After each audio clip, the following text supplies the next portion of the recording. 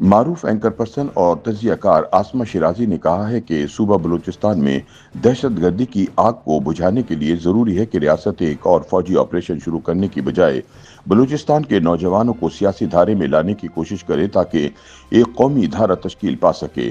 اس عمل کا آغاز حقوق بلوچستان جیسا پیکج دے کر کیا جا سکتا ہے۔ ریاست جس خطرناک موڑ پر کھڑی ہے وہاں اسے کثیر الجہتی اقدامات کی ضرورت ہے، مگر اس سب سے پہلے ریاست کو انکار کی کیفیت سے نکلنا ہوگا۔ دلوں اور ذہنوں کو جیتنے کی ترکیب لگانا پڑے گی جو صرف سیاست کے راستے سے ہی نکل سکتی ہے۔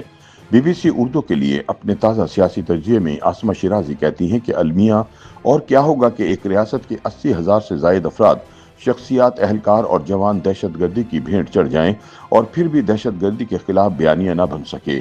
کیا ستم ظریفی ہے کہ جنازے اٹھانے والے کاندھے جنازے اٹھا اٹھا کر جھک جائیں مگر مارنے والوں کے خلاف نفرت پیدا نہ ہو سکے؟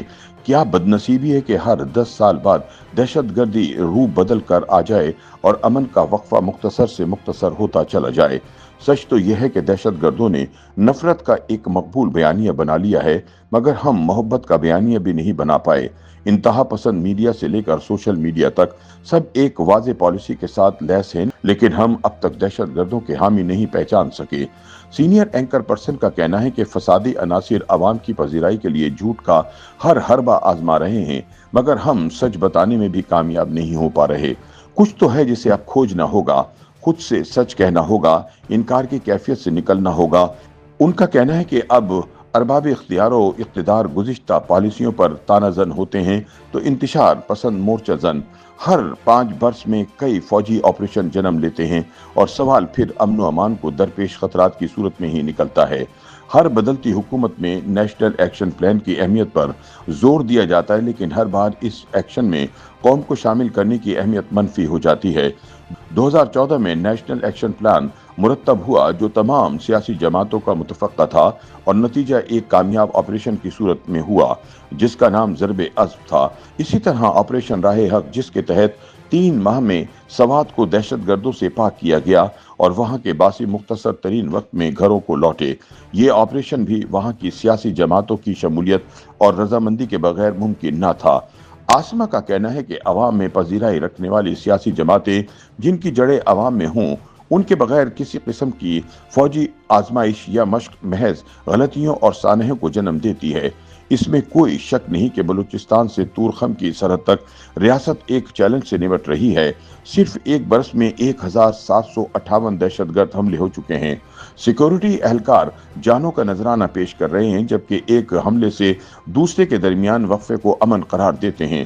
دہشت گردی سے نمٹنے کے لیے ایک واضح اور مفصل سافٹ اسٹیٹ یعنی نرم ریاست کے بیانیے کی ضرورت ہے، اور پھر ہارڈ اسٹیٹ یعنی سخت گیر ریاست کے تڑکے کی اہمیت بھی ہے۔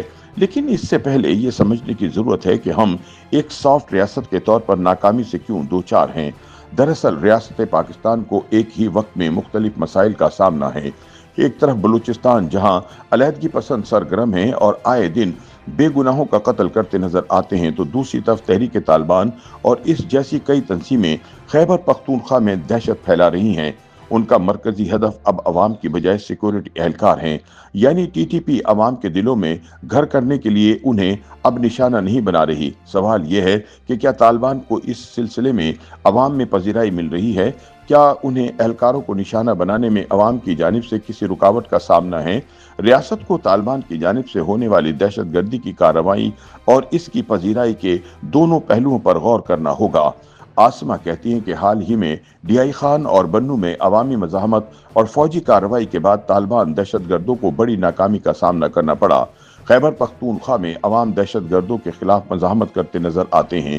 پختونخوا کے بہادر عوام انتہا پسندی کا شکار ہیں اور اپنے سماجی ڈھانچے کی بربادی کا ادراک بھی رکھتے ہیں، مگر وہاں ایسے ماحول کی ضرورت ہے جس میں سیاسی اور عوامی جماعتیں ریاست کے شانہ بشانہ کھڑی ہوں۔ لیکن سوال یہ ہے کہ کیا ریاست تحریک انصاف سمیت تمام عوامی جماعتوں کو اعتماد میں لے کر آگے بڑھ سکتی ہے؟ یاد رہے کہ وزیر اعلیٰ خیبر پختونخوا کسی بھی آپریشن کے مخالف ہیں اور عمران خان بھی دہشت گردوں کے خلاف عوامی بیانیہ لے کر چلنے کو تیار نہیں۔ دوسری جانب بلوچستان میں علیحدگی پسندوں اور ریاست کے درمیان لگی آگ نے بھڑکنا شروع کر دیا ہے۔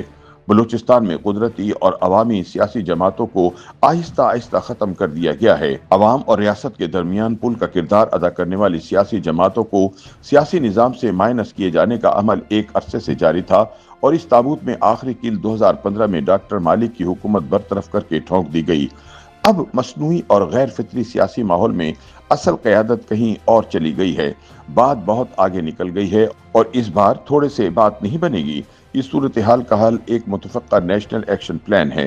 रियासत को बलूचिस्तान के नौजवानों को सियासी धारे में लाना होगा, जब ये कौमी धारा तश्कील पाएगा। इसके लिए लैपटॉप स्कीम से ज़्यादा हुकूक बलूचिस्तान जैसे पैकेज की ज़रूरत है। रियासत जिस खतरनाक मोड़ पर खड़ी है, वहाँ इससे कसीरुल जहती इक़दाम की ज़रूरत है, मगर इस सबसे पहले रियासत को इनकार की कैफियत से निकलना होगा। दिलों और जहनों को जीतने की कोई तरकीब लगाना पड़ेगी और वो तरकीब सिर्फ सियासत के रास्ते से ही निकल सकती है। YouTube पर गूगली न्यूज देखने के लिए youtube.com की सर्च बार में गूगली न्यूज टीवी टाइप करें। गूगली न्यूज के पेज पर सुर्ख रंग के सब्सक्रिप्शन वाले बटन पर क्लिक करना ना भूलिए। YouTube पेज पर अपलोड होने वाली वीडियो से बाखबर रहने के लिए बेल आइकन पर क्लिक कीजिए। आपको हर नई वीडियो के बारे में नोटिफिकेशन मौसूल हो जाएगा।